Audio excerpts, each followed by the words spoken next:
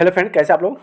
आशा करता आप सभी अच्छे होंगे, मस्त होंगे, तंदुरुस्त होंगे और अच्छे से स्टडी कर रहे होंगे। तो चलिए फ्रेंड्स, आज हम इस वीडियो में आपको हम कराने वाले हैं आपदा प्रबंधन। आपदा प्रबंधन से रिलेटेड जितने भी टॉपिक होते हैं, या सुनामी का हो, बाढ़ का हो, सुखाड़ का हो, आपदा प्रबंधन में जो भी चैप्टर पढ़ना है, या 4 चैप्टर हो या 5 चैप्टर हो, सभी चैप्टर का, सभी टॉपिक का निचोड़ मैं इस वीडियो में आपको कराऊंगा। जब ये वीडियो आप देख लीजिएगा तब पूरा आपका यहाँ से 10 नंबर पक्का हो जाएगा। जितने भी निचोड़ होते हैं पूरा मैंने इस वीडियो में पूरा निचोड़ ही कराऊंगा, आपदा प्रबंधन के जितने भी टॉपिक होंगे। तो चलिए यहाँ से वीडियो को स्टार्ट करते हैं। वीडियो के स्टार्ट करने से पहले अगर आप चैनल को सब्सक्राइब नहीं किए तो चैनल को सब्सक्राइब जरूर कर लीजिएगा, बेल आइकन का दबा दीजिएगा ताकि हमारे जितने भी नए वीडियो हो आप तक पहुँचता रहे। तो चलिए यहाँ से वीडियो को स्टार्ट करते हैं और यहाँ से बारी से इसको समझते चलते हैं, ठीक है। सबसे पहले हम बात करते हैं टॉपिक की, जिसका नाम है आपदा प्रबंधन परिचय। ये पहला टॉपिक है, यानी कि चैप्टर 1 इसको मान के चल सकते हैं। क्या है चैप्टर 1? क्या पूछा कि आपदा का अर्थ क्या होता है, आपदा मतलब होता क्या है, ठीक है। तो देखिए, आपदा एक ऐसी घटना होती है जो अचानक होती है, जिसके जन जीवन, संपत्ति, पर्यावरण तथा समाज का नकारात्मक प्रभाव पड़ता है, प्राकृतिक या मानव निर्मित हो सकता है। आपदा कहने का मतलब ये मानव के द्वारा भी हो सकता है और ये प्रकृति के द्वारा हो सकता है। आपदा क्या होता है, ये आपको बता के नहीं आता, ये अचानक आता है। जैसे कि अचानक बहुत शांत है, अचानक भूकंप आ जाना, अचानक बाढ़ आ जाना, अचानक सुखाड़ पड़ जाना। तो सुखाड़ पड़ने के तो रीजन होता है कि धीरे धीरे पता चलता है, लेकिन ये सब जो आपदा होती है अचानक आती है। जब वो आपदा जब आती है तो उसमें संपत्ति का नुकसान होता है, धन दौलत का होता है, समाज का सभी इससे प्रभावित होता है। समझ आ गया। अब हम बात करते हैं आपदा के प्रकार। आपदा कितने प्रकार के होते हैं? तो आपदा जो होते हैं 2 प्रकार के होते हैं। पहला होता है प्राकृतिक आपदा, जैसे कि भूकंप, बाढ़, सूखा, चक्रवात, सुनामी। ये सब क्या है? प्राकृतिक आपदा है। ये मानव के द्वारा बनाया गया नहीं है। मानव न भूकंप बनाता है, न मानव के द्वारा बनाया गया बाढ़ है, न सूखा है, न चक्रवात है। ये सब प्रकृति के द्वारा ही घटना घटती है, तो ये कहलाता है प्राकृतिक आपदा। दूसरा है मानव निर्मित आपदा, जिसमें मानव कुछ करता है और उसे चेंज करता है, उसे घटना के रूप में बदल देता है। क्या क्या हो सकता है? जैसे कि औद्योगिक घटना हो गया, परमाणु घटना हो गया, युद्ध घटना हो गया, सड़क दुर्घटना ले लीजिए। ये सब आपदा मानव के द्वारा है। मानव ही गाड़ी सही से नहीं चलाता है तो आपदा होता है, यानी कि दुर्घटना घट जाती है। आतंकवाद मानव द्वारा होता है। तो ये सभी जो है घटना मानव के द्वारा होता है। समझ में आ गया। अगला है कि आपदा प्रबंधन का उद्देश्य क्या है। आपदा प्रबंधन का उद्देश्य क्या होना चाहिए? तो देखिए, आपदा प्रबंधन का मुख्य उद्देश्य आपदाओं से होने वाले नुकसान को कम करना होता है। आपदा के बाद राहत व पुनर्निर्माण का प्रदान करना। जो आपदा से कोई ग्रसित है या उसे कोई नुकसान हुआ है, उसे भरपाई करना ही आपदा प्रबंधन का मुख्य उद्देश्य हो गया। समझ में आ गया। चलिए अगला टॉपिक है, क्या है कि आपदा प्रबंधन के चरण कौन कौन से चरण होता है। पहला होता है पूर्ण तैयारी। आपदा के प्रति जागरूकता फैलाना, आपदा से निपटने की योजना बनाना और संसाधनों का प्रबंध करना। अगर आपदा प्रबंधन के अगर चरण हो तो उसमें हमें पूर्व तैयारी, यानी आपदा जब आने वाली है, बाढ़ आने वाली है, तो उसे हम क्या करेंगे? सबसे पहले हम जागरूकता फैलाएंगे, सभी गांव में, मोहल्ला में बता देंगे कि फलना जगह पानी आ गया हुआ है, बाढ़ का पानी अब भरने वाला है, आप लोग जागरूक हो जाइए, सामान वामान पैक कर लीजिए। तो ये फैलाना। दूसरा है आपदा से निपटने की योजना बनाइए कि उसे आपदा जो आ रहा है, यानी कि बाढ़ आ रहा है या कोई चीज़ का बीमारी, उसको कैसे रोका जाए, उसे संसाधन, उसको दूर करने के लिए कि कौन कौन सा संसाधन की हमें जरूरत हो सकती है, उसको उपलब्ध कराना। ये सभी चीज़ की जरूरत हो सकती है, ठीक है। अगला है आपदा के समय कार्यवाही। मतलब आपदा के समय क्या क्या कार्रवाई होना चाहिए? तो बचाव कार्य होना चाहिए, उसे कैसे बचना चाहिए इस पर ध्यान देना चाहिए। प्रभावित लोगों को राहत सामग्री पहुंचाना, मतलब उस जहाँ पे बाढ़ का पानी चला गया है वहाँ के जो लोग हैं, खाने के लिए विवश है, कोई चीज़ की ज़रूरत है, उसके साधन को वहाँ पे पहुँचा दीजिए। चिकित्सा सेवा उपलब्ध करवा दीजिए। अगर उसके पास अगर कोई चीज़ बीमारी हो गया, कोई दुर्घटना घट गई, तो उसको इलाज करने के लिए वहाँ पर डॉक्टर के लिए पहुँचा दीजिए। ये कार्रवाई होनी चाहिए, ठीक है। अगला बात करते हैं आपदा बाद पुनर्वास। मतलब इसका क्या होगा? तो प्रभावित क्षेत्रों में पुनर्निर्माण करना चाहिए। जिसका घर टूट गया, जैसे कि घर था, बिखर गया, टूट गया, उसको फिर से बनवाने के लिए सरकार इसको योजना बनाए और उसका पुनर्निर्माण करे। क्या करें? पुनः उसका निर्माण करेगा। किसका? जिसका घर द्वार टूट गया है। लोगों को पुनः बसाइए, रोजगार के साधन उपलब्ध करें। अब जो लोग के पास साधन थे रोजगार का, सब खत्म हो गया, फिर उसे कोई ऐसा माहौल लगाइए, ऐसा व्यवस्था कीजिए जिसमें उनको सुरक्षा और रोजगार मिल सके, ठीक। अगली टॉपिक बात करते हैं, जिसमें यहाँ पे बहुत सारे टीम काम करती है। जो टीम का नाम क्या है? राष्ट्रीय आपदा प्रबंधन अधिकरण, जिसको कहते हैं एनडीएमए कहते हैं। आपदा के लिए राष्ट्रीय स्तर से योजना है और दिशा निर्देशन तैयार होता है। उसके बाद आता है राज्य आपदा प्रबंधन, जिसको बोलते हैं एसडीएमए। क्या बोलते हैं? SDM है, राज्य स्तर पर आपदा प्रबंधन कार्य करती है, दोनों थे। अगर अगर राष्ट्रीय स्तर पर करेगी तो NDM है, अगर राज्य स्तर पर करेगी तो SDM हो जाएगा, ठीक है। उसके बाद आता है NDRF। NDRF जो होता है राष्ट्रीय आपदा प्रबंधन से बल बचाव और राहत कार्य के लिए काम करते हैं। जैसे कि NDA, जैसे कि बाढ़ आ गया, चाहे बड़े बड़े जो नदी होता है, समुद्र होता है, उसमें कोई कुछ मर जाता है, डूब जाता है, तो NDA क्या करता है, उसको बचाने के लिए उसका टीम आ जाता है, ठीक है। अगली बात करते हैं आपदा प्रबंधन के नागरिक की भूमिका। अगर आपदा प्रबंधन आती है तो उसमें आदमी की क्या भूमिका होती है, उस पर ध्यान देख लेते हैं, ठीक है, चर्चा कर लेते हैं। तो आपदा प्रबंधन नागरिक की भूमिका जो होती है, क्या क्या भूमिका होनी चाहिए। पहला है आपदा के समय शांत रहें। जब कोई भी आपदा है तो ज़्यादा घबराए नहीं, शांति से उस समस्या का समाधान का निगरानी के लिए उसका मतलब हल खोजें। उसके बाद है बचाव और राहत का सहयोग करें। अब कोई भी व्यक्ति अगर डूब रहा है या कोई व्यक्ति के पास भारी विपदा आ रही है तो उस व्यक्ति को बचाने के लिए उसकी सहायता करें। अगला है सरकार और गैर सरकारी संगठनों द्वारा दी गई निर्देश का पालन करें। और कोई सरकार की तरफ से कोई सूचना आती है उसका पालन कीजिए, या प्राइवेट अगर कोई सेक्टर से कोई ऐसी सूचना आती है तो उसको भी पालन करें, अनदेखा ना करें। अगला है आपदा से बचाव के उपाय। आपदा से बचाने के लिए क्या किया जाता है, यहाँ से मेन टॉपिक होता है। जो आपदा आती है तो उससे बचाव के लिए क्या करना चाहिए। तो ये सब चीज़ जो है ना आपके बहुत मोस्ट इंपॉर्टेंट वाले, इसलिए करें कि वीडियो को लास्ट तक जरूर देखिएगा, चैनल को सब्सक्राइब जरूर कर दीजिएगा और बेल आइकन को दबा दीजिएगा। क्योंकि ये टॉपिक जब आप कर लेते हैं ना तो आपका आपदा प्रबंधन के जितने भी क्वेश्चन आएंगे, कैसा भी क्वेश्चन आएंगे, आप आसानी से उसको सॉल्व कर लेते हैं, ठीक है। अब बचाने के लिए क्या होगा, भूकंप रोधी भवन का निर्माण। ऐसा भवन बनाइए जो कि भूकंप वाले स्थान पे ना हो, उससे बचने के लिए, ठीक। बाढ़ नियंत्रण के लिए बाढ़ और जिला निकासी व्यवस्था करवाइए। यानी कि बाढ़ आता कैसे है, जब नदियाँ में पानी बहुत ज़्यादा भर जाती है, भरने के बाद उसे निकलने के लिए कहीं पे उसका नाहा नहीं बनाया जाता है, तो मजबूरन बस क्या होता है, बांध कहीं से टूट जाता है। तो जल निकासी की व्यवस्था कीजिए, वहाँ से नदियों से नहर नहा निकाल दी जाए कि पानी वहाँ से कम हो जाए, बाढ़ ना आए। अगला है औद्योगिक क्षेत्र में सुरक्षा मानकों का पालन करें और आपातकालीन सेवा का सशक्त बनाए, मजबूत बनाए। अब इस सब का निष्कर्ष निकलता है, सबसे निष्कर्ष क्या निकलता है कि आपदा प्रबंधन एक सामूहिक प्रयास है जिसे सरकार, समाज, प्रत्येक नागरिक भागीदारी आवश्यक है। सही योजना की कार्यवाही आपदाओं के प्रभाव को कम किया जा सकता है।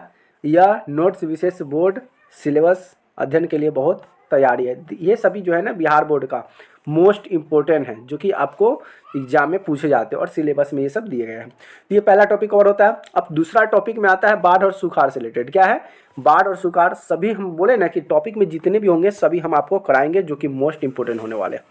अगला है बाढ़। अब बाढ़ और सुखाड़ का चैप्टर में क्या कहता है, बाढ़ का अर्थ क्या होता है। तो देखिए इसके पहले भी आपको हम ना आपदा प्रबंधन के दो टॉपिक करा चुके हैं, बाढ़ और सुखाड़ का। तो अगर उसमें आप जाकर देखिएगा तो उसमें भी हम कराए हैं, लेकिन यहाँ से एक ही वीडियो में पूरा आपका आपदा प्रबंधन ही खत्म होने वाला है। बाढ़ का अर्थ होता है, बाढ़ एक प्राकृतिक आपदा है, ये मानव के द्वारा नहीं है, प्राकृतिक, यानी कि जल का उबरना ये अचानक होता है, जिसमें अत्यधिक वर्षा के कारण जल का स्रोत, नदियों, तालाब आदि का पानी अपने तट से पार आसपास के क्षेत्र में फैल जाता है। जैसे कि अगर पानी खूब बारिश हुआ तो नदी में पानी भर गया, तो नदी में जब पानी भर गया पूरा दोनों किनारा जब पानी भर गया तो पानी जाएगा कहाँ, तो ये पानी क्या होता है, कहीं पे बांध के ऊपर से गिरने लगता है, या कहीं पे बाढ़ कमजोर होता है वहाँ से बांध टूट जाता है और उसका पानी ग्रामीण क्षेत्रों में चला जाता है, जिससे हम लोग को बाढ़ की सामना करनी पड़ती है। तो बाढ़ आ गया बाढ़ का अर्थ हो गया। दूसरा बात है कि बाढ़ के कारण क्या है, तो अधिक वर्षा होना, जल निकासी का अनुपयुक्त व्यवस्था, ग्लेशियर और पिघलने की नदियों का जलस्तर का बढ़ना। जैसे ग्लेशियर हिमालय जो हो गया, तो ग्लेशियर जो बर्फ होता है वहाँ से जब बर्फ पिघलने लगता है तो पानी एकदम पानी का रूप लेकर और नदियों में आना शुरू कर देता है। वनों की कटाई के कारण भूमि का कटाव और बांधों का टूटना। वनों का जब खूब कटाई होती है, वनों की कटाई के कारण भूमि कटाव हो जाता है। अब मान लेते कहीं पे पेड़ पौधा रोपा हुआ है, अगर पेड़ पौधा रोपा हुआ है बांध पर, अगर उसका पेड़ काट देते हैं तो मिट्टी का पकड़ छोड़ देता है और वहाँ से मिट्टी कमज़ोर हो जाती है और वहाँ से भूमि कटना शुरू हो जाता है। बांध कहीं पे टूट जाता है, उसके वजह से भी बाढ़ आने की संभावना हो जाती है। तो देखिए पहले बता दिए। अब बाढ़ से प्रभाव क्या पड़ता है, अब बाढ़ जब आएगा तो प्रभाव तो पड़ेगा। क्या क्या प्रभाव पड़ेगा, तो मानव जीवन पर प्रभाव पड़ेगा। क्या, जीवन और संपत्ति की हानि होगी, पीने की पानी की कमी हो जाएगी। अब जीवन की हानि तो होगा ही, साथ में धन संपत्ति का भी हानि होगा और पीने का पानी की कमी हो जाएगी। पर्यावरण पर प्रभाव पड़ेगा, भूमि का काटा हो जाएगा, फसलें और पशुओं का भी नुकसान होगा। ये कौन चीज़ से, बाढ़ आने से। अगला है कि आर्थिक प्रभाव क्या हो सकता है। तो बुनियादी ढांचे से नुकसान, सड़क पुल ये सब खत्म हो जाएगा, ये आर्थिक प्रभाव है। रोजगार पर नुकसान पड़ सकता है। अब इसे बाढ़ के बचाने का क्या उपाय हो सकता है, यहाँ पे आपसे पूछ दिया कि बाढ़ से बचाने के लिए क्या करना चाहिए। देखिए मोस्ट इंपॉर्टेंट है ये सभी जो है ना, हम बार बार बोलते हैं कि ये सभी इंपॉर्टेंट टॉपिक होता है। अगर आप कोई सबका नोट्स अगर लेना चाहते हैं तो आप इसको डिस्क्रिप्शन में इसका लिंक दे देंगे, आप यहाँ से उसको डाउनलोड कर सकते हैं। ठीक है, अगले हम बात करते हैं बाढ़ से बचने का उपाय क्या है। जल निकासी व्यवस्था का साधारण होना चाहिए, साधना होना चाहिए, जिससे कि नदी में या तालाबों में वहाँ से पानी निकले के साधन, जो कि इसमें पानी भरे तो फिर वो नाले के माध्यम से, नहर के माध्यम से दूसरी तरफ चला जाए। तो इससे बाढ़ को कम किया जा सकता है। वनों को संरक्षण, वनों को कटाई को रोक लगा दिया जाए। बांध और नहरों का निर्माण किया जाए। बाढ़ की पूर्व चेतावनी प्रणाली को दर्शाया जाए, जिससे बाढ़ से बचा जा सकता है। अब बात करते हैं सुखाड़। सुखाड़ का अर्थ क्या होता है। सुखाड़ एक ऐसी स्थिति है जिसमें समय तक वर्षा नहीं होती, जिससे पानी की भारी कमी हो जाती है और कृषि तथा पेयजल संकट उत्पन्न हो जाता है। तो ये सुखाड़ होता है। सुखाड़ में क्या होगा, पानी होगा नहीं लंबे समय तक, मानिए कि वर्षों तक पानी वर्षा नहीं हुआ, तो पानी जब वर्षा ही नहीं होगा तो पानी का अभाव हो जाएगा, पानी की कमी हो जाएगा और कृषि खेती होगा नहीं। इसे ही क्या कहते हैं, सुखाड़ कहते हैं। सुखाड़ के और कारण अगर हम बात करें तो सुखाड़ के कारण होता है वर्षा की कमी, जल संसाधन का अधिक होना, वनों की कटाई होना, जलवायु में परिवर्तन होना। ये सभी क्या होता है, सूखा के कारण हो सकते हैं। अब सूखा जब कारण होगा तो इसका कुछ प्रभाव भी तो पड़ेगा, किस किस पर प्रभाव पड़ेगा उसको भी देख लीजिए। तो सूखा के जब प्रभाव पड़ेगा किस पर, कृषि भी पड़ेगा, फसल का नुकसान हो जाएगा, पशुओं के लिए चारे की कमी हो जाएगी। ठीक है, इसका प्रभाव पड़ेगा। दूसरा है सामाजिक प्रभाव। सामाजिक प्रभाव क्या पड़ेगा कि पीने के लिए पानी की कमी हो जाएगी, पलायन और बेरोजगारी की व्यवस्था जो है वो भी कम हो जाएगी। तो ये क्या हो जाएगा आपका, ये पानी की व्यवस्था की कमी हो जाएगी। ठीक है, चलिए अगला हम बात करते हैं पर्यावरण प्रभाव। पर्यावरण पर क्या प्रभाव पड़ेगा, भूजल का स्तर में कमी हो जाएगी, भूमि बंजर हो जाएगा। अब भूमि क्या हो जाएगा, बंजर। बंजर का मतलब क्या होता है, तो बंजर जो होता है ना, वहाँ पे एकदम ईंट पत्थर की तरह एकदम मजबूत हो जाएगा, वहाँ पे फसल होगा ही नहीं, तो बंजर हो जाएगा। अगली बात करते हैं सूखा से बचाव के उपाय। सूखा से बचाने के उपाय क्या हो जाएगा, तो जल संरक्षण, जल के एकत्रित कीजिए, वर्षा जल का संचय की यानी कि संग्रह कीजिए, नहरों तालाबों का निर्माण कर दीजिए, जिससे क्या होगा कि अगर सूखा भी आए तो खेत में अगर पानी नहीं है तो नहरों के पानी से हम लोग खेती कर सके। तो इस तरह का साधन आपको करना पड़ेगा। वन संरक्षण का संरक्षण होता है जल प्रबंधन करना, सिंचाई और आधुनिक तकनीकी का प्रयोग करना। आधुनिक तकनीक का मतलब होता है जिसके नल हो गया, नलकूप हो गया, बोर्डिंग हो गया, इस सब को कहते हैं। ठीक है, उसका बाद आता है सामुदायिक भागीदारी होता है। सामुदायिक का मतलब होता है सभी गांव समाज के जो लोग होते हैं मिलकर कोई चीज़ का निर्माण करना, वो सामुदायिक कहलाते हैं। जैसे जागरूकता अभियान चलाइए, बाढ़ और सुखाड़ के समानताएं एवं भिन्नताएं को दिखाइए कि बाढ़ कैसे आता है, या ये भी बताइए कि सुखाड़ क्यों आता है, सुखाड़ के पीछे क्या कारण है, उसको कैसे बचना चाहिए। समाज में जब ये बात पता चलेगा तो उसके प्रति सचेत रहेगा और उसकी आदमी क्या करेगा, बचाव के लिए उपाय करेगा। ठीक है, अब इसका निष्कर्ष भी निकलता है। क्या निष्कर्ष निकलता है कि बाढ़ और सुखाड़ दोनों विपरीत प्राकृतिक आपदाएं हैं। सही बात है, एक आपदा बाढ़ है तो एक सुखाड़ है। बाढ़ में क्या होगा, पानी नहीं आएगा, सुखाड़ में पानी नहीं मिलता है तो बाढ़ में पानी ही पानी होता है, तो एक दूसरे के विपरीत होता है। इसका प्रभाव समाज पर पर्यावरण का गहरा प्रभाव पड़ता है। सही बात है, बाढ़ में क्या होता है, कभी कभी किसी का घर ही ढह जाता है, किसी का घर ही बर्बाद हो जाता है, धन दौलत पूरा क्षति हो जाता है। यही प्रबंधन सामूहिक प्रयास से इसे दुष्प्रभाव को कम किया जाता है। तो ये प्रभाव जो आता है गांव समाज में, बाढ़ तो एक घर में नहीं आता ना, बाढ़ तो पूरे शहर में आ जाता है, पूरे मोहल्ले में आ जाता है, पूरे गाँव में आ जाता है। तो एक आदमी को नहीं, सभी आदमियों को मिलकर इसकी सामना करना चाहिए और इसकी सहायता करने के लिए आगे बढ़ना चाहिए। ठीक है, चलिए फ्रेंड्स, और हम बात करते हैं आगे सुनामी की बात करते हैं। ठीक है, तो वीडियो एकदम दमदार होने वाला है, तो वीडियो को लास्ट तक देखिएगा तभी आपको मज़ा आएगा। ठीक है, तो वीडियो को लास्ट से लास्ट तक जरूर देखिएगा। पहला हम बात करते हैं भूकंप और सुनामी का।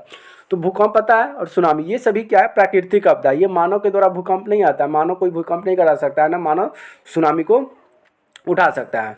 और ये चैप्टर 3 का है। अब पहला बात करते हैं भूकंप के बारे में। देखिए भूकंप पृथ्वी की सतह से अचानक हिलना या कंपन करना पृथ्वी के अंदर प्लेटों खिसकने या वायुमंडलीय गतिविधियों के कारण होता है। जैसे कि नीचे ना, पृथ्वी के नीचे क्या होता है कि प्लेटो होता है जो ज्वालामुखी गतिविधि करता है, थोड़ा सा इधर से इधर घसकता है, वो ज़्यादा घसकता है तो वही क्या होता है कि एकदम डगमगाने लगता है। पृथ्वी क्या होता है, डगमगाने लगता है, जिससे वजह से भूकंप आता है। कहीं पे एकदम पूरा दरारें फटने लगती है और फटने की वजह से किसी का घर बिल्डिंग बड़े बड़े तो गिर भी जाते हैं, उसमें बहुत सारे ऐसे बड़े बड़े महल होते हैं वो भी गिर जाते हैं, उसमें क्षति हो जाता है, लोग सब मर जाते हैं दबकर। तो ये भूकंप का मेन कारण होता है। अब कुछ और कारण है, उसको समझ लीजिए क्या होता है। भूभंगीय गतिविधि करना, भूभंगी यानी कि भूमि के नीचे जो बताया प्लेटो वो गति करता है, उसकी वजह से भूकंप आता है। पृथ्वी के टेक्टोनिक प्लेटों का खिसकना वो अलग अलग करता है। ज्वालामुखी विस्फोट होना, ज्वालामुखी के निकले द्रव गैस मानव निर्मित भी कारण हो सकता है। मानव के द्वारा कुछ गतिविधियाँ उसके कारण भी हो सकता है, जैसे कि खनन क्या है, जैसे खनन निर्माण, परमाणु परीक्षण, परमाणु और कोई व्यक्ति अगर उसका परीक्षण करना चाहता है, जांचना चाहता है, उसके वजह से भी ऐसा हो सकता है। अब जब होता है तो इससे क्या क्या प्रभाव हो सकता है? तो भूकंप का जो प्रभाव होगा, मानव जीवन पर जान माल का नुकसान, इमारतें और बुनियादी ढांचे का विनाश होगा। जब बाढ़ आएगा तो सही बात है, लोग सब मर जाएंगे, दब जाएंगे और संपत्ति बुनियादी ढांचे का विनाश हो जाएगा। पर्यावरण पर प्रभाव पड़ता है, पहाड़ों पर ध्वनि का होना, भूस्खलन होना, आर्थिक प्रभाव पड़ता है और योगियों कृषि का नुकसान। सबसे ज़्यादा तो कृषि जो होता है उसको नुकसान होता है, क्योंकि जितना अपना खून पसीना से खेत बाड़ी किया जाता है सभी उसका नाश हो जाता है। ठीक है, अगला टॉपिक आता है कि भूकंप से बचाव के उपाय क्या हो सकते हैं। भूकंप को से बचने के लिए क्या क्या आप कर सकते हैं, क्या निर्माण कर सकते हैं? तो भूकंप रोधी भवन। भूकंप रोधी का मतलब होता है ना, जैसे कि यहाँ पे मान लेते हैं पहाड़ है, ठीक है, पहाड़ है और नदी है, तो पहाड़ और नदी के बीच जो घर जो बनाइएगा, घर देखिएगा पहाड़ों और नदियों के बीच ना, घर उस तरह का बड़ा घर नहीं होता है, छोटा ही घर होता है। और कभी कभी तो भूमि जहाँ पे सुनामी ये सब आने की संभावना होती है वहाँ पे तो ईंट भूस का घर बनाया जाता है, ताकि अगर बाढ़ भी आए चाहे भूकंप भी आए तो उसे उतना नुकसान नहीं उठाना पड़े। ठीक है, तो ऐसी चीज़ की ज़रूरत होती है और सेवाओं को मजबूत करना होता है, जो सेवाएं हमें मिलनी चाहिए उसको मजबूत किया जाता है। अगला बात करते हैं सुनामी की, बात करते हैं सुनामी क्या होता है। देखिए सुनामी जो होता है ना, पृथ्वी में क्या होता है, समुद्र में तर्पण गहनों से आता है। जिससे में क्या गया, सुनामी समुद्र में उत्पन्न बड़ी लहरें, जिससे कि समुद्र में ना लहरें उठती है, तो लहरें जब उठती है तो उसका जो लहर होता है 15 फीट ऊंचा उठ जाता है। तो आप भी दिमाग लगाइए कि जब समुद्र का पानी का लहर जब 15-20 फीट जब ऊपर उठ जाएगा, तो ऊपर उठने के बाद क्या होगा, पानी एकदम रफ्तार में आएगा और हमारे बैठ जाएगा। समुद्र के अंदर भूकंप होगा, समुद्र में ज्वालामुखी विस्फोट होगा, समुद्र में बड़े भूस्खलन हो जाएंगे, अल्पपिंडा का समुद्र से गिरने से भी ऐसा होता है। ये सभी क्या होता है, सुनामी के प्रमुख कारण हो सकते हैं। अगला बात करते हैं कि सुनामी का प्रभाव, सुनामी से क्या क्या प्रभाव हो सकता है। तो मानव जीवन पर भारी जान माल की हानि होगी, तटीय क्षेत्र में विनाश हो जाएगा, मतलब उस समुद्र के क्षेत्र यानी कि अगल बगल जो क्षेत्र पड़ते हैं, शहर पड़ते हैं, देश पड़ते हैं, उसको सबसे ज़्यादा नुकसान उठाना पड़ता है। और ये हमारे जान माल जिसमें आता है तो उसमें बहुत सारे व्यक्ति को भी उसमें छीन कर खींच कर ले चला जाता है समुद्र की तरफ, तो इसमें बहुत सारे जान माल की भी क्षति होती है। पर्यावरण पर क्या प्रभाव पड़ता है, तो समुद्री परिस्थिति का तक का नुकसान हो जाता है, भूमि का कटाव हो जाता है। भूमि मतलब जो मिट्टी होता है वहाँ का मिट्टी कटने लगती है, यानी कि वहाँ का मिट्टी खदोड़ कर कहीं और चली जाती है, दूसरी जगह चली जाती है, प्रभाव होता है। इसका आर्थिक भी प्रभाव क्या होता है, बंदरगाह तटीय क्षेत्रों में इसका नुकसान होता है, पर्यटन पर असर पड़ता है।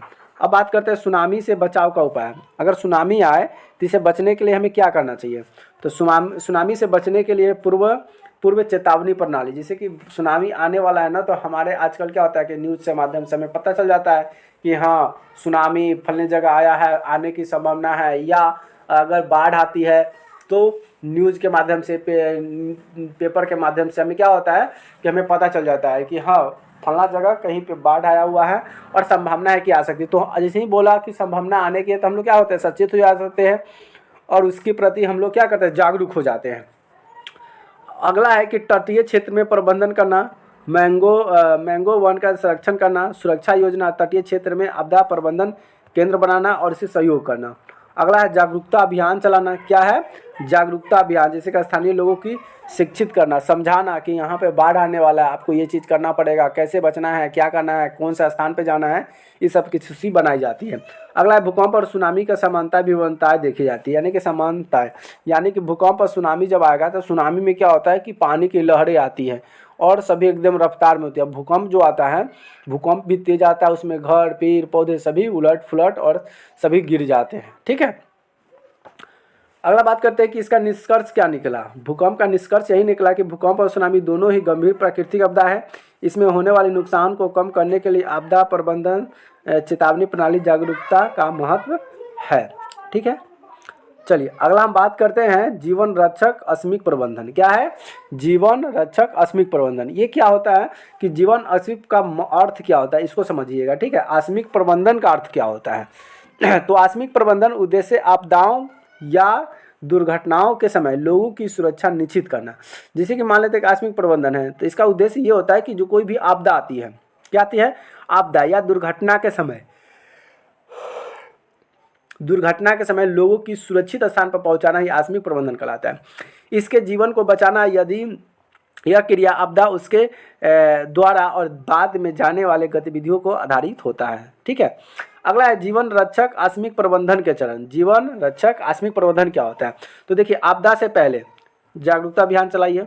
जैसे कि आपदा होने वाली है, कोई बाढ़ आने वाला है, तो उससे पहले सभी को सचेत कीजिए, समझा दीजिए कि बाढ़ में कैसे आएगा, तो आपको कैसे रहना है, कहाँ पे जाना है, कौन सामान ले जाना है, क्या सभी बताया जाता है। जागरूकता अभियान क्या होगा? लोगों को स्वभाव खतरा का जानकारी देना, आकस्मिक परिस्थिति को निपटने का प्रशिक्षण देना, यानी कि उसको शिक्षा ज्ञान देना।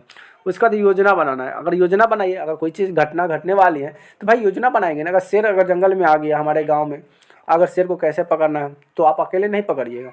उसको पकड़ने के लिए गांव समाज में सभा करना पड़ेगा, मंच करना पड़ेगा, यानी कि एक मीटिंग करनी पड़ेगी और मीटिंग में एक योजना बनाना पड़ेगा कि हाँ तुम्हें ये तरफ जाना, तुम ऐसे रहना, तुम यहाँ पे रहना, और कैसे कैसे सभी योजना बनाकर उसको काम किया जाता है। अकेले नहीं हो सकता है। ठीक है। आपदा प्रबंधन के लिए संसाधनों का प्रबंध करवा दीजिए। आपातकालीन निकासी योजना को तैयार करना होता है। अब आता है सुरक्षा उपकरण। क्या है? सुरक्षा का उपकरण। सुरक्षा क्या होता है उसको भी समझ लेते हैं सुरक्षा उपकरण के बारे में। सुरक्षा उपकरण, प्राथमिक चिकित्सा बॉक्स तथा जीवन रक्षण के उपकरण तैयार रखना। आग, भूकंप, बाढ़ आदि के विशेष उपकरण। जैसे कि सुरक्षा की बात करें तो बाढ़ में हमें क्या क्या, बाढ़ से बचाने के लिए हमें क्या क्या सुरक्षा प्रदान कर सकते हैं, उस सामान को एकत्रित करके रख लीजिए। मान लेते हैं कि भूकंप आएगा, तो भूकंप के समय हमें कैसे बचना चाहिए, वो चीज़ को हमें साधन को सुरक्षित रखना चाहिए, यानी कि उपकरण आवश्यक होना चाहिए। अब अगले आता है आपदा के दौरान। अगर आपदा आती है तो उसके दौरान क्या होना चाहिए? आपातकालीन सेवा होना चाहिए। एम्बुलेंस, दमकल, पुलिस सक्रिय करना, बचाव दल का स्वयं सेवक की सहायता करना। तो आपातकालीन सेवा का मतलब होता है जल्दी से जल्दी उस चीज़ को सेवा में जल्दी बुलाना, पहुंचाना, नहीं हो तो अपने से भी करना। ये होता है आपदा का दौरान। जैसे कि एम्बुलेंस हो गया, अगर किसी को घर में आग लग जाती है या कहीं पे कुछ घटना हो जाती है तो सबसे पहले एम्बुलेंस को बुलाते हैं। ठीक है। फिर उसके बाद दमकल को बुलाते हैं, ताकि अगर आग लगी तो दमकल आएगा, फिर एम्बुलेंस आएगा। किसी कोई जल गया या किसी को घायल हो गया तो उसको हॉस्पिटल पहुंचाने के लिए क्या होगा? हॉस्पिटल पहुंचाने के लिए उसको एम्बुलेंस से ले जाया जाएगा। तो इस चीज़ को आपदा के दौरान उसकी सेवा करनी चाहिए, और गांव समाज में तो हमें अपने से भी करनी चाहिए। ठीक है। अगला आपातकालीन सेवा हो गया। उसका बाद तत्काल दमकल बनाना चाहिए। घायलों को प्राथमिक चिकित्सा देना चाहिए, जो डॉक्टर से इलाज करवाना चाहिए, आपको बता दिए। उसके बाद प्रारंभिक क्षेत्र में लोगों की सुरक्षित निकासी करना, यानी कि जो क्षेत्र में फंसे हुए हैं, जैसे कि किसी घर में या कहीं पे आग लग गया, कोई व्यक्ति वहाँ पे फंसा हुआ है, तो उसमें सभी व्यक्तियों को योगदान होता है उसे बचाना। बाढ़ में कोई डूबने वाला, उससे बचाना। तो ये सब क्या होता है? तत्कालीन कदम उठाना चाहिए, सुरक्षित स्थान पर आश्रय देना चाहिए और उसे अच्छे जगह पर ले जाकर उसे सुरक्षित रखना चाहिए। ठीक है। अगला बात करते हैं आपदा के बाद। आपदा के बाद क्या होती है? तो आपदा के बाद राहत कार्य होते हैं। राहत में होगा भोजन, पानी, दवा आपूर्ति, शरण, इसका प्रबंधन कराना। उसका होता है पुनर्वास प्रवृत्ति प्रभावित, मतलब ऐसे जो बाढ़ से ग्रसित हो या भूकंप से जो व्यक्ति का घर टूट गया, बाढ़ से घर टूट गया, तो उसको आप एक अच्छा शरण दे सकते हैं, एक जगह दे सकते हैं, उस पर रहने के लिए खाने पीने का आप सामान दे सकते हैं, और बुनियादी ढांचे को पुनर्निर्माण करवा सकते हैं। या अगर आप सरकार की कार्यकर्ता है तो कर सकते हैं, नहीं तो अगर अपना इच्छा से आप चाहें तो आप भी किसी की मदद कर सकते हैं। अगला है कि पर्यावरण का पुनर्निवास हो गया। प्रदूषित क्षेत्र को सफाई करना, वृक्षारोपण और पुनः निर्माण करना। अगर पर्यावरण को अगर सुरक्षित करना चाहते हैं तो पर्यावरण को सुरक्षित करने के लिए प्रदूषित क्षेत्र को सफाई करना पड़ेगा। जहाँ पे बहुत सारे प्रदूषण हैं, वायु प्रदूषण हो गया, ध्वनि प्रदूषण, उसको कम करना होगा, और पौधारोपण को पूर्ण निर्माण करना पड़ेगा। ज़्यादा से ज़्यादा पौधा लगाना पड़ेगा, ताकि प्रकृति से जुड़े रहिएगा और हमें स्वस्थ हवा रहेगा तो हम लोग स्वस्थ रहेंगे। तो इस पर ध्यान देना चाहिए। अब आता है जीवन रक्षण के उपाय। क्या आता है? जीवन रक्षक उपाय। इसका क्या होता है? भूकंप के दौरान मजबूत और सुरक्षित स्थान का शरण लें। अगर भूकंप आता है तो एकदम ऐसा जगह पर जाए जो बहुत ठोस हो, मजबूत हो। ठीक है। खिड़की और भारी वस्तुओं से दूर रहें। जैसे कि अगर भूकंप आती है तो आप घर में हैं तो घर में खिड़की से अलग रहे, पंखा के सामने ना बैठे, इस सबसे दूर रखना चाहिए। उसके बाद आग लगने पर क्या करना चाहिए? तो आग लगने पर आग बुझाने वाले यंत्र का प्रयोग करें, जैसे कि दमकल होता है। धुएं से बचने के लिए झुककर चले। अगर मान लेते ऊपर से धुआं है तो मुंह नीचे कर लीजिए, झुककर चलिए, या नहीं तो नाक में क्या लगा लीजिए? मास्क लगा लीजिए। ठीक है।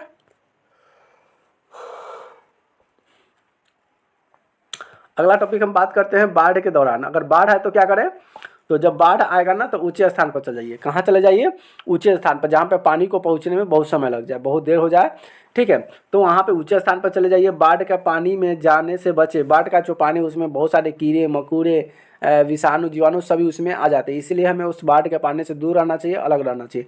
उसके बाद आता है सड़क दुर्घटना। घायल को प्राथमिक चिकित्सा देना और अस्पताल ले जाने में सहायता करना। अगर मान लेते हैं कि आप जा रहे हैं, रास्ता में कोई व्यक्ति घायल हो गया, एक्सीडेंट हो गया, तो आपको फर्ज क्या बनता है, सबसे पहले उस व्यक्ति की सेवा करना ही सबसे बड़ा धर्म होता है। तो उसकी सेवा की जो उसको प्राथमिक चिकित्सा ले जाइए, जिसको हॉस्पिटल कहते हैं। अगला आता है प्रमुख जीवन रक्षक तकनीक। क्या होता है, प्राथमिक चिकित्सा, घायलों की नाड़ी की जांच करना। नाड़ी का मतलब क्या होता है, नौड़ी, ठीक है, उसको जांच कीजिए कि इसका क्या सिचुएशन है, क्या है, तब इसको इलाज करवाने के लिए आगे भेजना चाहिए, ठीक। अगला है कृषि श्वसन यानी कि पीयर आर देना। संचालित प्रणाली होता है आपातकालीन नंबर और रेडियो का प्रयोग स्थानीय प्रशासन के लिए सूचना देना। उसके बाद आता है सुरक्षा बल। हेलमेट, लाइट, जैकेट और अन्य उपकरण जो होता है ये आपका सुरक्षा उपकरण होता है, ठीक है। अगर इस टॉपिक के माध्यम से समझे तो क्या समझे कि जीवन रक्षक आकस्मिक प्रबंधन एक आकस्मिक प्रयास है जिसके सरकार, समाज, व्यक्तिगत जिम्मेदारी की भूमिका महत्वपूर्ण होती है। यही योजना सारी तैयारी के साथ आपदाओं की घटनाओं के दौरान जीवन की रक्षा के लिए की जाती है। अब हम बात करते हैं आपदा में वैकल्पिक संचार और व्यवस्था। ये टॉपिक कितना है, 5 का है। मोस्ट इंपोर्टेंट क्वेश्चन है जो कि कराते हैं हम, जितना भी कराएंगे मोस्ट इंपोर्टेंट ही कराएंगे, ठीक है। तो क्या बोला है कि आपदा में वैकल्पिक संचार व्यवस्था का महत्व क्या है, क्या महत्व है। तो देखिए, आपदा के दौरान क्या होता है कि आपदा के दौरान परंपरा संचार के माध्यम जैसे टेलीफोन, मोबाइल नेटवर्क अक्सर काम नहीं करते हैं। सही बात है, जब आपदा आती है, जब भूकंप आएगा, बिजली जब कड़कने लगता है, जब बारिश खूब होने लगती है तो उसमें बिजली भी कट जाती है, आपका नेटवर्क काम नहीं करता है। संचार व्यवस्था की उपयोग जरूरत हो जाती है और इसे बचाव और राहत कार्य के लिए प्रभावी ढंग से संचालित किया जाता है। समझा गया। अगला हम बात करते हैं वैकल्पिक। क्या है, वैकल्पिक संचार व्यवस्था का प्रकार। ये क्या होता है, तो सबसे पहले आता है रेडियो संचार। रेडियो सबसे पहले ना रेडियो हुआ करता था, टेलीविजन तो बाद में आया, डिश भी बाद में आया, सबसे पहले रेडियो हुआ करता था। रेडियो पर ही सभी कुछ एफएम पर सभी न्यूज होती है, बहुत तरह का सॉन्ग हो गया, गाना हो गया, कहानी हो गया, न्यूज हो गया, सभी चीज़ हो आप रेडियो पर सुन सकते थे। तो रेडियो हो गया। हम रेडियो यानी कि एमेचर रेडियो आपातकालीन स्थिति में सबसे प्रभावी लंबी दूरी संचेत करने में सक्षम एफएम और एमडेड रेडियो जनता के सूचना पहुंचाने के लिए उपयोगी होता था। तो सबसे पहले लोग सब वही रेडियो पर ही सभी कुछ सुना करते थे। अगला बात करते हैं उपग्रह संचार। उपग्रह संचार क्या होता है, सैटेलाइट फ़ोन होता है, बिना नेटवर्क के कहीं भी संपर्क स्थापित करने की क्षमता, दूर दराज क्षेत्रों में उपयोगी, जिसको हम बोलते हैं जीपीएस, बचाव दल के सही स्थान की जानकारी देता है। तो अगर हमारे पास नेटवर्क भी नहीं है तो सैटेलाइट फ़ोन क्या करता है, उसमें एक तार लगा हुआ रहता है लंबा सा, और वह कहीं से भी कनेक्ट हो जाता है और उससे बात होना शुरू हो जाती है। लेकिन बात जो होता है, कभी कभी देखते होइएगा ये लोग सब पुलिस लोग जो होते हैं, आर्मी से होते हैं, ये लोग प्रयोग करते हैं। अगले बात करते हैं कि वायरलेस नेटवर्क। ये वायरलेस नेटवर्क क्या होता है, तो देख लीजिए। वॉकी टॉकी की बात करें ना तो आपको हम बता दें कि एक फ़ोन होता है ऐसे, ठीक है, और इसमें कैसे निकला हुआ रहता है, ठीक। फिर दो तरह का फ़ोन रहेगा और इसमें भी रहेगा, दोनों को सेम ही बना देते हैं, ठीक। ये रहा जॉकी टॉकी, इसमें नेट की ज़रूरत नहीं पड़ती है। ऐसे आपका एंटीना एक निकला हुआ रहेगा, ठीक है, और इसमें बटन रहेगी और इसमें भी सेम रहेगा। बस आपको एक बार बटन टिपना है, बोलना है, और वहाँ पे खासकर ये बता दिए कि पुलिस जो होता है आपको पुलिस के पास देखने को मिलेंगे और ट्रैफिक रूल के पास ऐसा आपको देखने को मिल जाता है। बचाव नियमों को बीच निकट दूर के लिए प्रयोग किया जाता है, ज़्यादा दूर के लिए नहीं, जैसे कि 1 किलोमीटर हो गया, 2 किलोमीटर हो गया, ठीक है, इस दूरी के लिए प्रयोग किया जाता है। सस्ता और आसानी से उपयोग में होने वाला साधन है। इंटरनेट आधारित संचार, और इंटरनेट का संचार जो होता है कैसे होता है इसके बारे में थोड़ा सा चर्चा कर लेते हैं। ईमेल और मैसेज ऐप्स होता है, यदि इंटरनेट का सेवा उपलब्ध हो तो संचार तेज़ी से साझा की जा सकती है। काउंसलिंग आधारित सेवा उपलब्ध होती है। ड्रोन का उपयोग होता है। ड्रोन का मतलब जानते हैं ना, जो पंखा होता है, क्या होता है, पंखा, और ये सभी आकाश में do do do do do do do उड़ते रहता है, ठीक है। तो होता है ड्रोन उपयोग होता है, प्रभावित क्षेत्र में जानकारी एकत्रित करने का, संदेश पहुँचाने का मदद करता है। कहाँ, तो ये होता है सबसे आकाश में चला जाता है, और कहाँ पे क्या होता है ड्रोन से हम आसानी से उसको पता कर लेते हैं, ठीक। अगला बात करते हैं संकेत क्या है। संकेत ध्वनि ध्वनि संकेत का दृश्य संकेत क्या होता है। सायरन और अलार्म क्या होता है। सायरन, सायरन मतलब हॉर्न बोलते हैं ना, सायरन हो गया। अलार्म होता है जिससे खतरे के संकेत के लिए उपयोग किया जाता है। झंडे और मसाले दृष्टि संकेतों का उपयोग किया जाता है। आपदा के समय संचार व्यवस्था में आने वाली चुनौती होती है। नेटवर्क का विफलता, नेटवर्क की विफलता की बात करें जो कि विफल हो जाता है, सफल नहीं विफल होता है, ये क्या होता है। मोबाइल और टेक्नोलॉजी सेवाओं को बाधित होना, ये क्या होता है। नेटवर्क का विफलता होती है। जैसे कि नेटवर्क काम नहीं करना, नेट नहीं चलना, तो ये क्या होगा, नेट का विफलता हो जाता है। अगला है संसाधनों की कमी। आपातकालीन उपकरणों की अनुपस्थितता, समय सूचना का आदान प्रदान करना, प्रभावित क्षेत्रों में सूचनाओं देर से पहुंचना, ये भी क्या कहलाता है, समय पर सूचना का आदान प्रदान करना। उसके बाद आता है तकनीकी समस्या। तकनीकी समस्या क्या होता है, तो देखिए तकनीकी समस्या की अगर बात करें तो उपकरणों का खराब हो जाना, आपदा के समय वैकल्पिक संसाधन व्यवस्था की तैयार रहना। अब हम बात करते हैं शैक्षिण और अभ्यास। शैक्षिण अभ्यास क्या होता है, बचाव दल और स्थानीय दलों के उपकरण का प्रयोग सिखाना होता है। आपातकालीन किट तैयार करना होता है, रेडियो, बैटरी, सोलर, चार्जर आदि, ये सभी क्या होता है, आपातकालीन किट तैयार करना होता है। उसके बाद आता है स्थानीय और अंतर्राष्ट्रीय सहयोग। क्या होता है, रेड क्रॉस, एनडीआरएफ एंड अन्य संगठन के साथ समन्वय करना, ये कहलाता है स्थानीय और अंतर्राष्ट्रीय सहयोग होता है। जो कि राज्य स्तर क्या होता है, इसमें केंद्र स्तर क्या होगा, केंद्र स्तर और राज्य स्तर का सरकार क्या होती है, एक दूसरे की सहायता करती है, हेल्प करती है। अगर केंद्र के हित में होगा केंद्र करेगा और राज्य के हित में होगा तो राज्य सरकार करेगी। जैसे कि राज्य में अगर बाढ़ आती है तो राज्य सरकार का जिम्मेवारी होता है, अगर रेल दुर्घटना कुछ होता है तो वह पूरे केंद्र सरकार का होता है, ठीक है। तो उसमें केंद्र सरकार अपनी भागीदारी देती है। अगली बात करते हैं संचार उपकरण का नियमित जांच होना चाहिए। उपकरण का समय समय पर जांच और अपग्रेड करना चाहिए। कोई भी उपकरण बनता है, समाज बनता है, तो उसको समय समय पर जांचना चाहिए कि सामान कैसा है, कैसा काम करता है, फिर उसका अपना निष्कर्ष निकालना चाहिए, फिर उसको बताना चाहिए कमी है उसको सुधारना चाहिए। तो संचार का नियमित जांच होना बहुत जरूरी है। कौन कौन बच्चे जानते हैं, चलिए अगला बात करते हैं निष्कर्ष। क्या होता है निष्कर्ष, तो आपदा के प्रमुख विकल्प का व्यवस्था जीवन बचाने और राहत कार्य के लिए प्रभावी बनाने का महत्वपूर्ण भूमिका निभाती है। इसके लिए तैयारी, शिक्षण और सही उपकरण का होना अत्यंत आवश्यक है। सरकार और समाज के आयुक्त सरकार को व्यवस्थित और बेहतर बनाया जा सकता है। अगली हम बात करते हैं, लास्ट टॉपिक आ गया मेरा, ये है 6 का, आपदा और सह अस्तित्व, बिहार बोर्ड का है, सभी जो इतना है मेन टॉपिक है। अब ये कहता है आपदा और सह अस्तित्व का प्रभाव क्या होता है। तो देखिए आपदा जीवन का हिस्सा जिन्हें पूरी तरह से समाप्त करना संभव नहीं है। हम आपदा के साथ जीने और उनके प्रभाव को कम करने के लिए आयोजन करना सीखना होगा। यह सहिष्णुता कहा जाता है। आपदा और असहिष्णुता के बीच संबंध क्या होती है, प्राकृतिक आपदाएं अपरिहार्य होती है। क्या होती है, अपरिहार्य होती है। बाढ़, जिसकी बाढ़, सूखा, चक्रवात जैसे आपदाएं प्राकृतिक क्रियाओं को हिस्सा है। इन्हें रोका नहीं जा सकता लेकिन इनके प्रभाव को कम किया जा सकता है। कोई आपदा जब आती है तो आपदा को हम रोक तो नहीं सकते हैं लेकिन उसको दबाव को कम तो कर सकते हैं, उसे धीमा तो कर सकते हैं, ये ज़रूर हम कर सकते हैं। बाढ़ आई तो बाढ़ को हम लोग अगर व्यवस्था किए तो बाढ़ आएगा, लेकिन हम जब व्यवस्था कर देंगे, बांध बना देंगे, नहर उधर से निकाल देंगे तो बाढ़ आएगा ही नहीं। बाढ़ क्या होगा, बाढ़ का पानी दूसरे क्षेत्र में बहा कर ले जाएंगे, बाढ़ क्यों आएगा। तो ये सब जागरूकता होनी चाहिए, इंसान जागरूकता होता ही नहीं है। अगली हम बात करते हैं असहिष्णु अर्थ का क्या होता है। क्या है असहिष्णु का अर्थ क्या होता है, तो आपदाओं के प्रति जागरूकता को तैयार का साथ जीवन जीना, आपदाओं से बचाव के लिए सतर्क रहना और समाज के सक्षम बनाए रखना। अगला है आपदा के साथ सह अस्तित्व का तरीका। पहला जागरूकता और शिक्षा। और कोई भी चीज़ अगर आती है तो जब तक हम जागरूक नहीं होंगे, शिक्षित नहीं होंगे, उस विषय में जानेंगे नहीं तो उसकी अपनी सेवा और अपनी रक्षा कैसे कर पाएंगे। तो इसके लिए जानना बहुत ज़रूरी होता है और शिक्षित होना भी बहुत ज़रूरी होता है। पहला आता है जागरूक और शिक्षा। आपदा के प्रकार, उनके प्रभाव, उनके बचाव के तरीके को जानकारी, स्कूल, कॉलेज और समुदाय पर आपदा प्रबंधन भी परीक्षण होता है। इसीलिए हमें स्कूल हमेशा जाना चाहिए, कॉलेज हो गया हमेशा जाना चाहिए। तो कॉलेज में कुछ ऐसे चीज़ भी सिखाए जाते हैं, अगर हम नहीं जाते हैं तो चीज़ को नहीं सीख पाते हैं। तो ये सभी चीज़ का बात आपको देखने को मिलते हैं। उसका बाद आता है टिकाऊ विकास होता है। ऐसा विकास कीजिए जो बहुत दिनों तक चले, बहुत सालों तक चले, तो ऐसी टिकाऊ निर्माण करना चाहिए। प्राकृतिक संसाधनों का संतुलन का उपयोग करना चाहिए। जलवायु परिवर्तन को कम करने का उपाय जैसे वनों का संरक्षण और हरित ऊर्जा का प्रयोग करना चाहिए। उसके बाद आता है वैज्ञानिक तकनीक और अनुसंधान। आपदा पूर्व चेतावनी प्रणाली का विकास, भूकंप रोधी भवन निर्माण और बाढ़ नियंत्रण परियोजना, ये सब शामिल होता है, ठीक है।